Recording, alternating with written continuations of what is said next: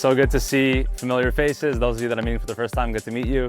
The premise of this format, very casual. As you can see, it's meant to be just a conversation.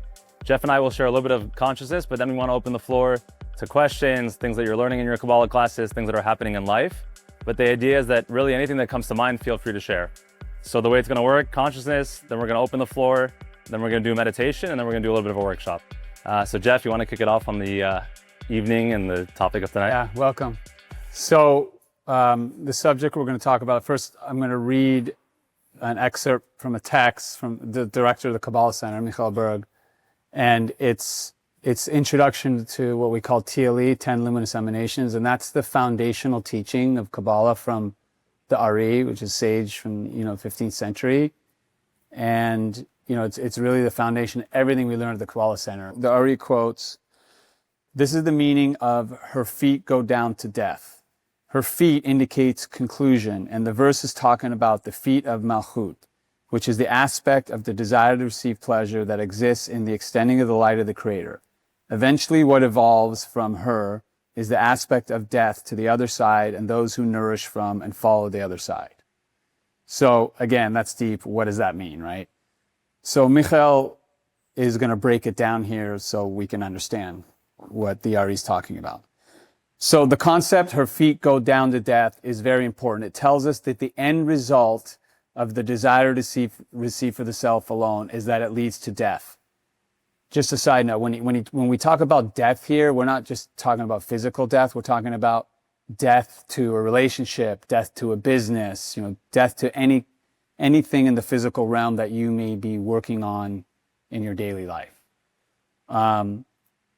Every time we are about to act in a way that is of the desire to receive for the self alone, which means in a way that is selfish, in that moment, we probably know in some way that although we will enjoy this, it is not the right thing to do. However, what we do not see and do not have awareness or consciousness of is that the only place that this action can lead me to is disconnection from the light of the Creator into pain, suffering, and death.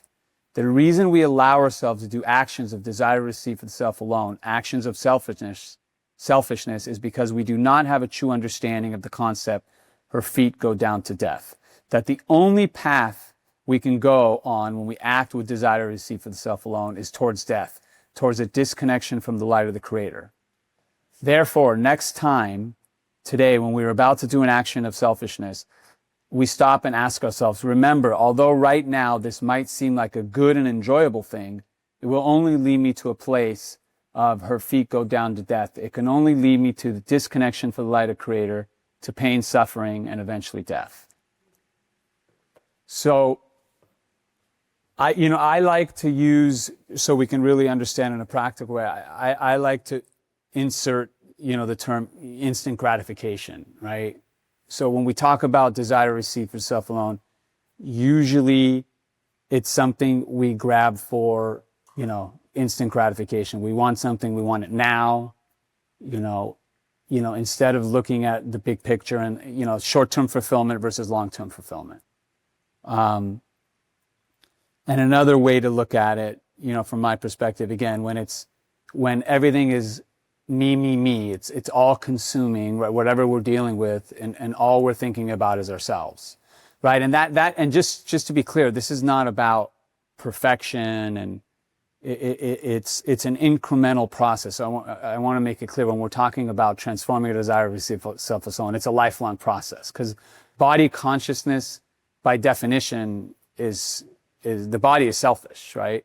So it's a constant fight to transform it. So we also want to be realistic and think about it as a process. If we can get better every single month, that's huge progress. This is not about perfection. So we'll dive into examples. David and I'll share some practical examples, and then we'll open up with you guys. But first, Yeah, totally. So just to echo on that, I was talking to Jeff actually last night, and I had a sort of really big thing at work that I was pending for months, for like 6 months. We were at the 1 yard line. Basically, for non-football people here, you're at the finish line, and something came out of nowhere. A challenge came up that almost sabotaged the entire deal. And so for 6 to 7 hours yesterday, I thought not only the work that I put into the company, I just had a startup for 18 months now. If this had gone wrong, the company wouldn't exist.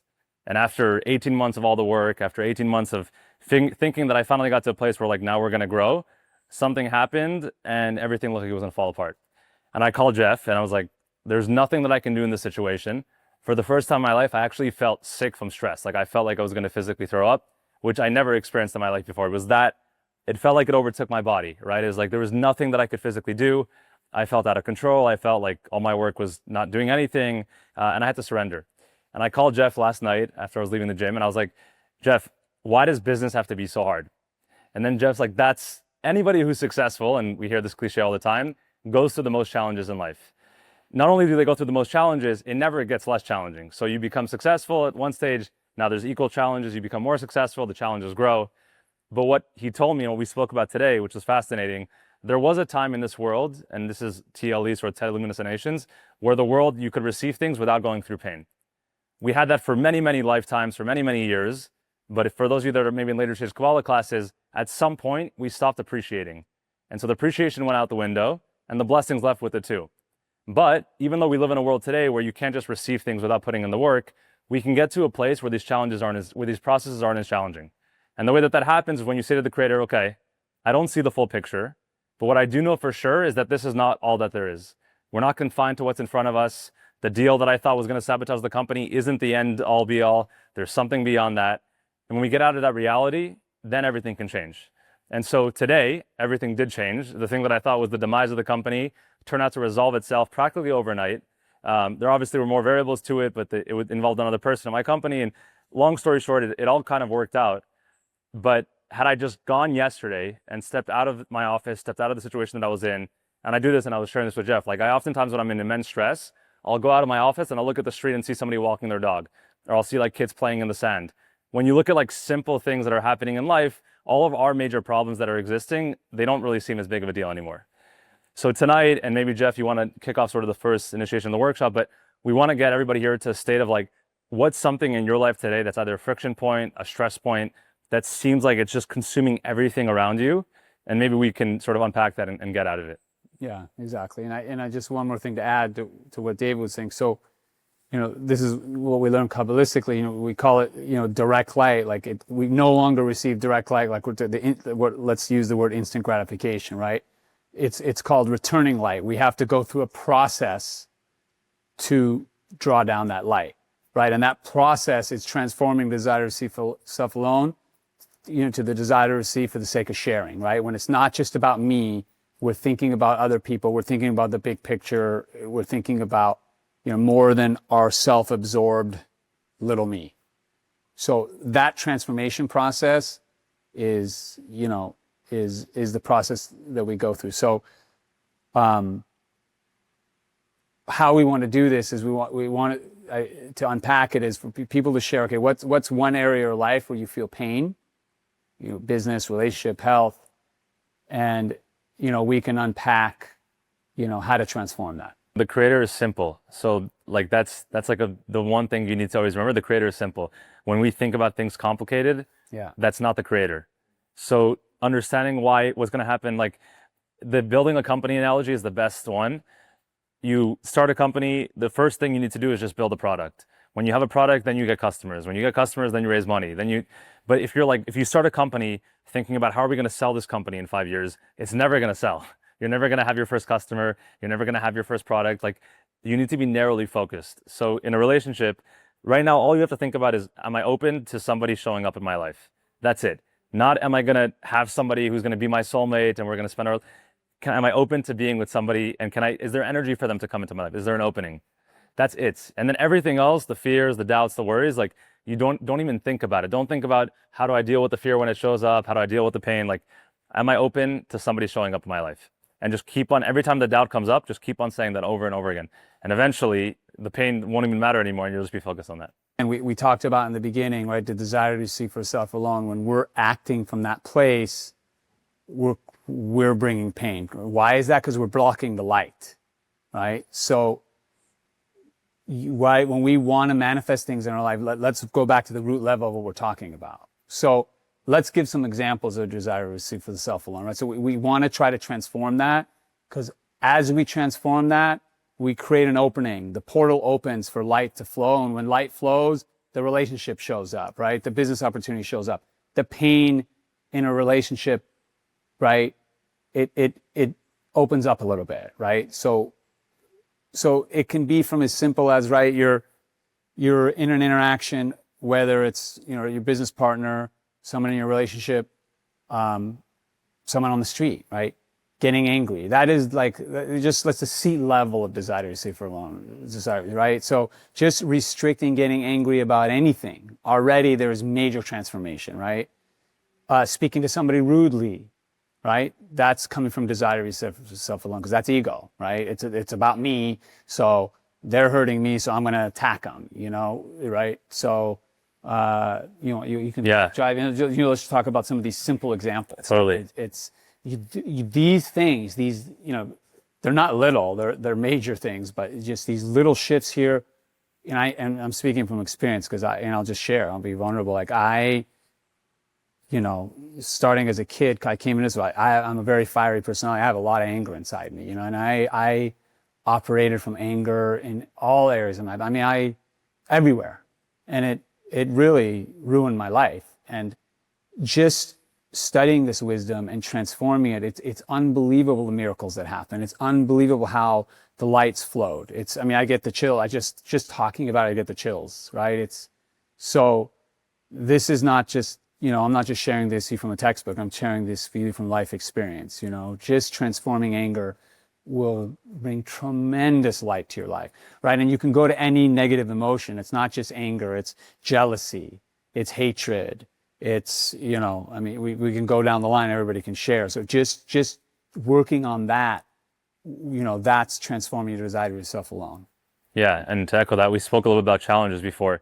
For me, whenever I'm like completely stuck on one thing, the first thing I'll do is like something completely irrational that's out of myself. So for example, today, and even right now being here, I have maybe 6 to 7 hours of work that I have to do before the morning tomorrow, but I stopped for lunch with my cousin who I don't see very often. And then I came here and I'm here tonight, which I'm very happy to be here. But if I thought logically, it's like, I need to work right now. I'm going to be up till 3 o'clock in the morning. That's not feasible, but that's what's going to work for the business. And I probably won't even have to be up till 3 o'clock. Like some of the challenges that I have to figure out or resolve will resolve themselves. I've seen this time and time again. Yeah. I'm so focused on trying to figure out a problem. I spend 6 hours, can't figure it out. I leave, I take my little sister for ice cream. I come back, it worked out, right? It's like the craziest thing. So yeah. I just say, like, to Jeff's point, it's like when you're in your desire to receive, which is just me, there is no room for the light to come in. And then you can literally like completely detach from it. You come back and you're like, oh, it got all resolved. The creator came in and fixed it for me. Right. So that's another one. It's just sharing, right? So we talked about transforming the negative emotions, and then going on the positive side, instead of focusing on you all day, what can you do to put somebody in front of yourself, right? That, again, major transformation. Major transformation. So selfishness, desire to be self, it's a consciousness, right? It's not about the physical action, right? It's not about whatever you did. Because something I've learned, one person could do one thing, two people can do the same action, and for one person it could be selfish and one person could be completely unselfish. So that's what I mean by it's a consciousness, right? It's so that's for you to determine, but from, it can be completely unselfish. You're bringing a child to the world, and you're going to give all your energy and love to take care of that child. There's nothing, I have 5 kids, so I know there's nothing more unselfish than raising a kid. I would say, like, every time I'm not sure about something, I ask the creator every single day, and then I also explore it. Like, I would go all the way to exploring it till literally the day you do it. And then you'll know. You know what I mean? Like, explore it. Ask the creator and explore it. Like, take all the steps necessary to see, and then the day of, you can pull out, you know what I mean? And because you keep asking the creator. And look, and also they say, right, you want to ask the creator, but the creator wants to know that you're taking action. But we also have to take action in the physical world. And then the creator is going to give you the answer. If you just sit back and just don't do anything about it, it's going to be very hard. But when you take action, the answer will come. And I think it's very brave that the fact again, from my understanding of the study and my life experience, the fact that you're grappling with, should I do it? Should I not do it? You're already moving beyond the selfish realm, right? Because you're engaging in the process. The selfish would be just to do something without, just, I'm going to do this, right? Without, having consciousness about it, right? So you're already moving beyond that realm, even if you were coming from that place, which I don't think you are, right? So just to share with other people, when you grapple with something and you go back and forth with it and you think about it, and you're already one step ahead of the game of transforming the desire to receive self alone. Yeah, and also the fact that you're sharing it out loud. Yeah, that's like that your point. Too, yeah, that's one of that. My dad says two best ways to manifest. One is to be embarrassed, but I don't think you're embarrassed, but to be okay. So that's amazing. That's amazing. They say that when somebody gets embarrassed, the Creator grants them whatever they ask for. Yeah. So that's amazing. The second thing, to Jeff's point, and because we're diminishing, the embarrassment diminishes our ego and diminishes. It creates a vessel for the Creator to come in. But so on that point, to go deeper, I was in what I thought was a serious relationship, and it's kind of similar but not related. I was like, maybe she's my soulmate, maybe she's not. And I asked my dad, who was my spiritual guide, and I said, is she my soulmate? He said, I can't tell you that now, but go through the process and say to the Creator every day, which is what I would say to ask, if this is for me, show me right away that she's for me. If it's not for me, then pull her very far away, or show me that she shouldn't be there.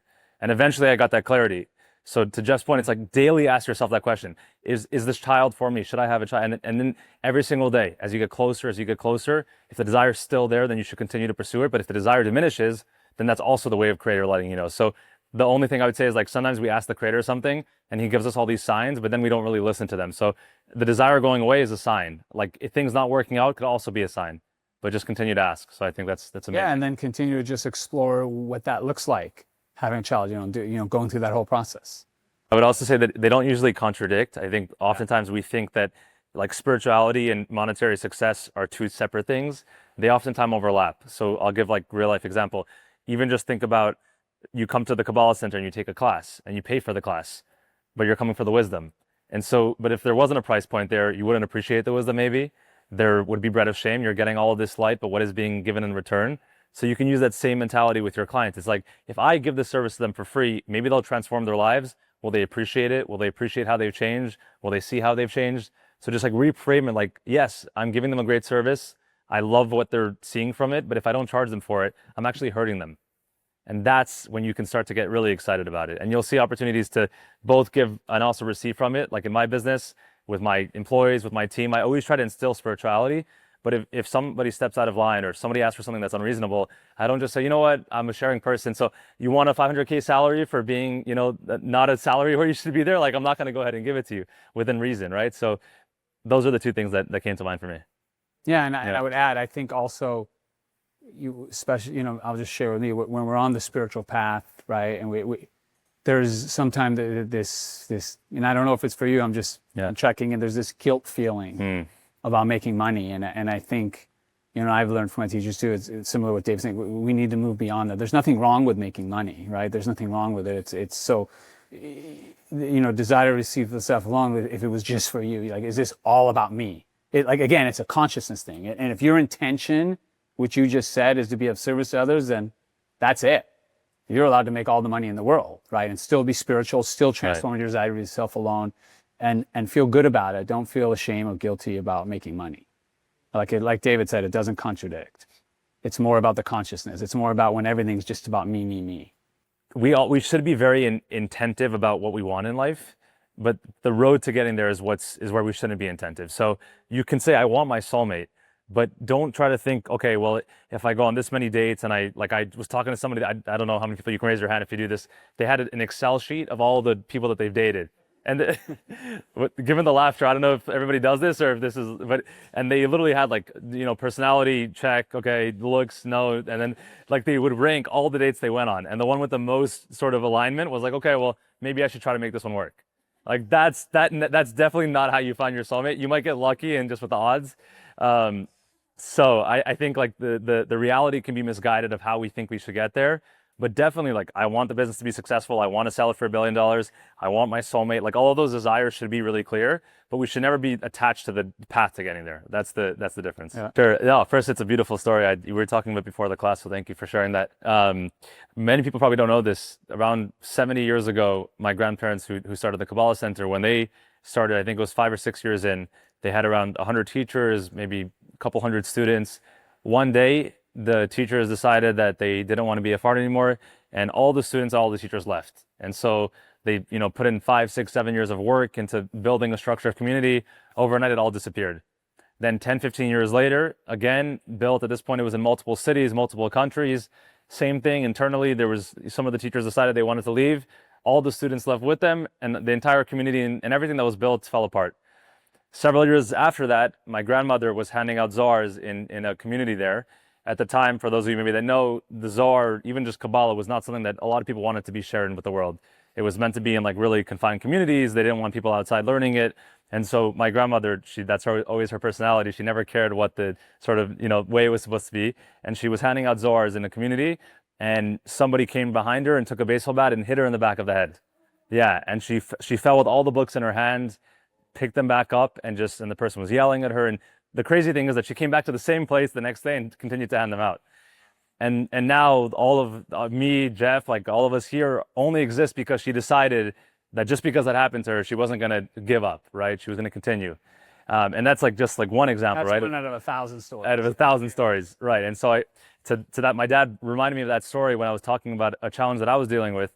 And I said, like, when does it get easier? Like, I understand you have to work, right? It's like we all work, right? Like, okay, at some point, like challenge. It looks like there's like, when do you have the yacht, and when does life come, right? He's like, I hope for you that it never does. And he was giving me a blessing in disguise, because he said, as soon as it becomes easier and less challenging, then you're not living your life's purpose, and you're not doing what you're meant to do in this world.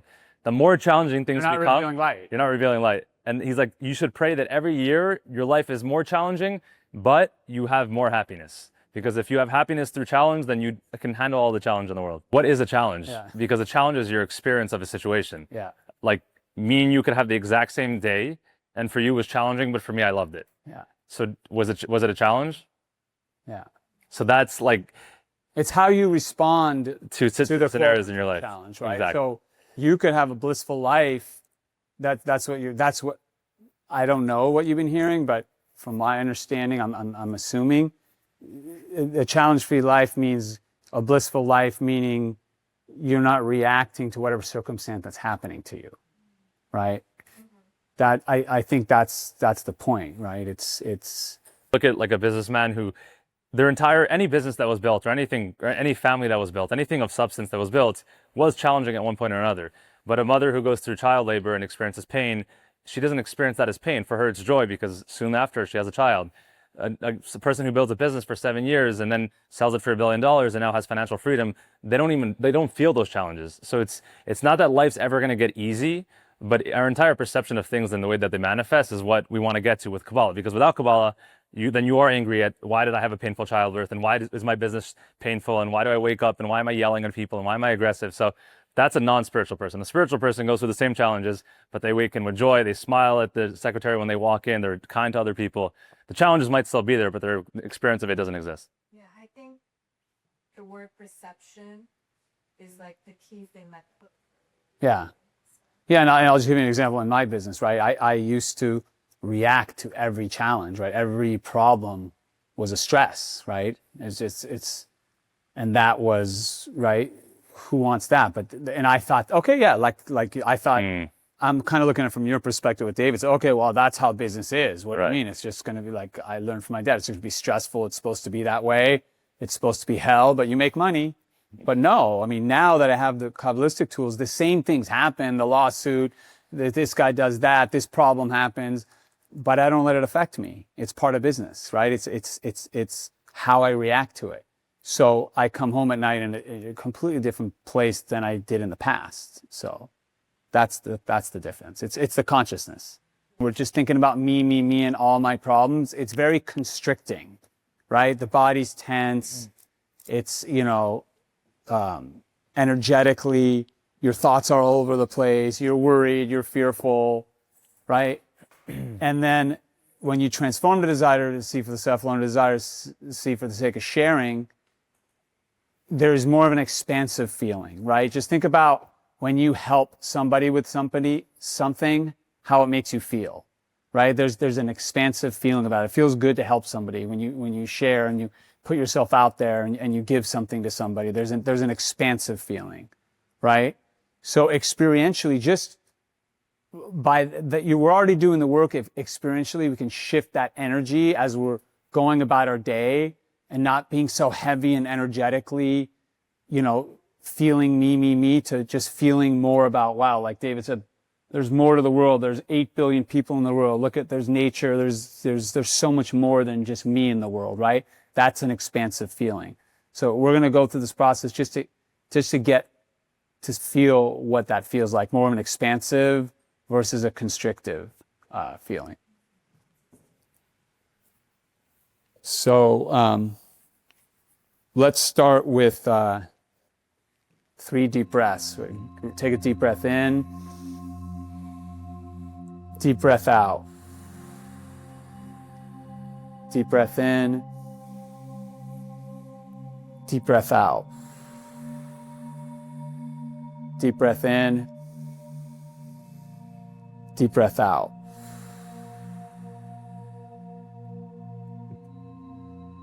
Now we want to settle in. We want to try to, have our consciousness move to the present moment. And we're going to use the breath as our mantra. And it's going to be a natural breath that we're focusing on in and out. We're not going to force the breathing in and out like we just did. We're just going to feel the breath naturally go in and out of the nostrils. And every time our mind goes somewhere, bring it back to the breath. And I'll tell you, I've been meditating for 35 years. I can tell you what meditation is not.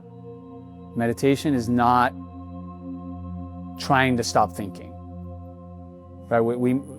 I have that mistake, and most people make that mistake in the beginning. We think meditation is stopping your thoughts. Guess what? We can't stop our thoughts. So the whole idea is to just catch ourselves when we're in a loop of thoughts and come back to the present moment. So gently feel the breath. There's a sensation as we breathe in through our nostrils. Feel the sensation as we breathe out through our nostrils. Come back to our breath, breathing in through our nostrils, gently, naturally, not force, breathing out through our nostrils. Right, and we have thoughts that come and they go. Just let them come, let them go, right? We can't control our thoughts, but we can be detached from them, become the observer of our thoughts, right? We are not our thoughts. Just become the observer. We're the observer. When we can realize that we're not our thoughts, there's just a lot of freedom. Then we can choose the thoughts, right? We can't stop thinking, but we can choose the thoughts that we want to keep in our consciousness, and we can let go of the negative thoughts that we don't want in our consciousness. So come back to the breath.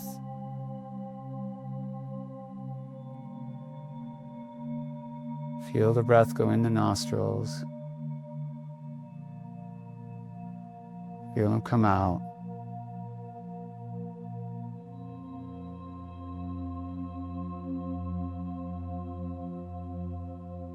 Every time you get lost in thought, it's okay, just gently come back to the breath.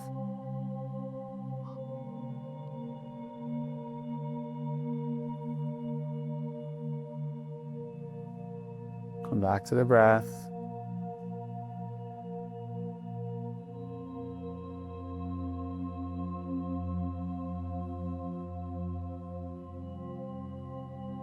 Michael Berg says, the light of the Creator can only be felt in the present moment.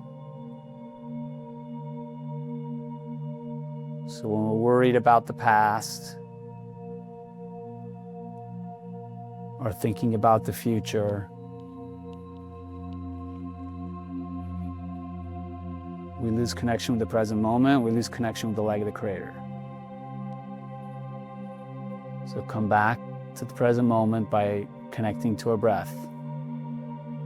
Just feel the sensation of breath, cool air, moving through our nostrils and coming out through our nostrils.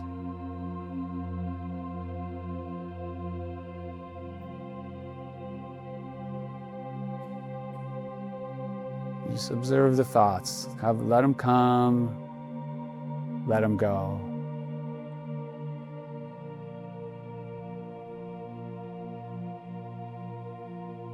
You can add another mantra. You listen to the water, the stream of water outside. That'll help us bring you back to the present moment as well. And try to feel the expansiveness of the present moment, beyond our own little world.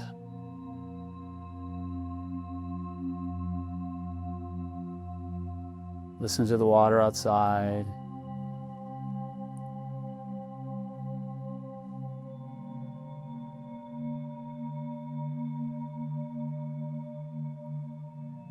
Come back to your breath. Feel the sensation of the breath through the nostrils. Breath going in, breath coming out.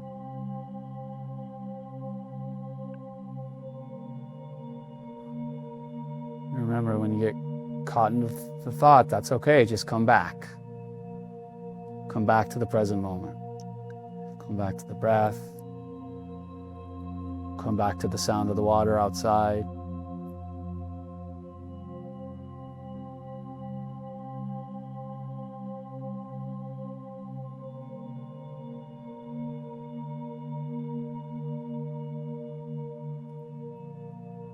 Try to just connect, feel the energy in your body,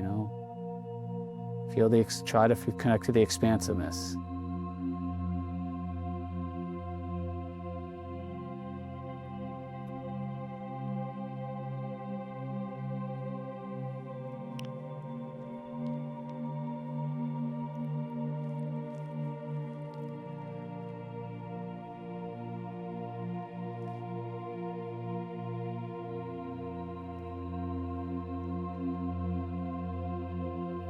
Come back to the breath.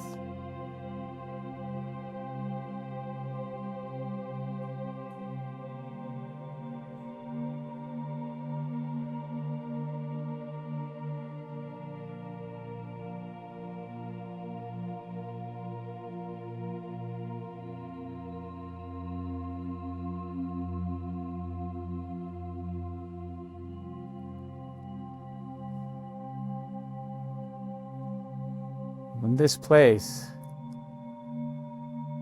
of expansiveness, we have the inner knowing that there's more than there's me, right? You feel the interconnectedness.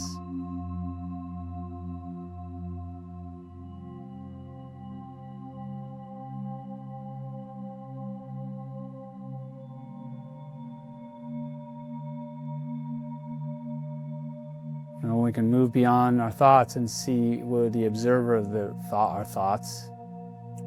You can get to that expansive place. When we're caught up in our thoughts and our worries and our fears,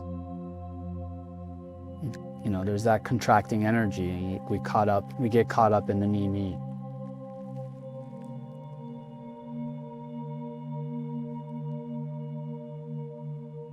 So come back to the breath. Watch the thoughts go through the stream of our consciousness. Let them come, let them go. Freely. Let them come, let them go.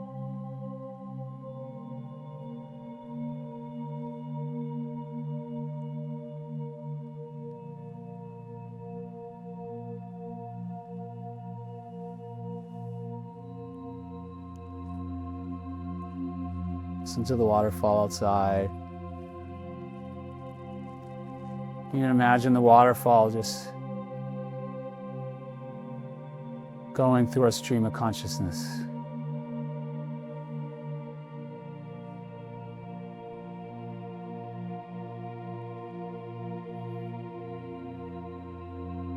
And again, if we get lost in thought, come back to the breath. It's okay.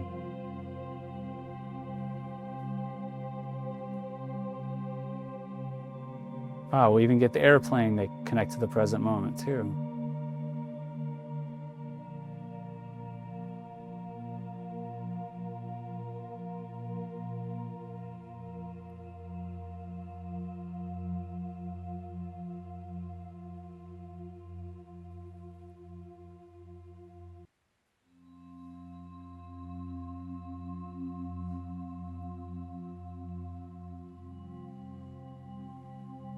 All right, come back to the breath.